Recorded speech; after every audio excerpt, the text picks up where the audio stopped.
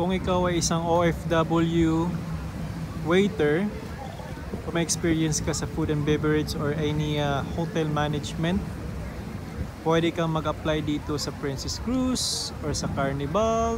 Meron ding Holland American Line, and meron din dito sa right side Royal Caribbean is Harmony of the Seas.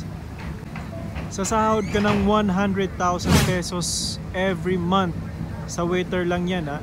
Hindi pa kasali yung ibang mga posisyon yan. So kung may experience ka, kung gusto mong mag-apply, maraming agency dyan sa Pilipinas.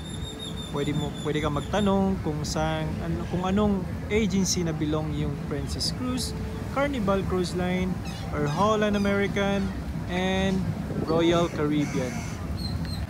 Gaya nga po na sinabi ko, the 100,000 pesos is only 1 month's salary. Tip is not a part of your salary. So if you are working in a public restaurant dyan sa itaas at sa dining area, iba pa rin yung mga tip na makukuha nyo at masisave nyo. So which is, may kalakihan talaga yung sahod pag nagtatrabaho ka sa barko. Sa mga waiter lang po yun ha. Lahat ng waiter, kung may experience ka 2 to 3 years, or if you are OFW, pwede po kayong mag-apply dito sa barko. Malaki po ang sahod dito sa barko.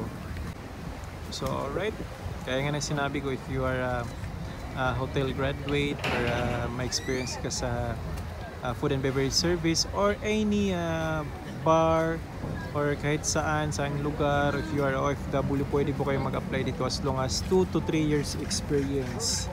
Madami po tayong agency dyan sa Pilipinas. Alright? Kita nyo naman yung lalaki ng mga barko na yan, no? Especially Royal Caribbean, Holland American Line, and especially one of my ship, Carnival Cruise Line and the Princess Cruise. Diba? Sobrang laki.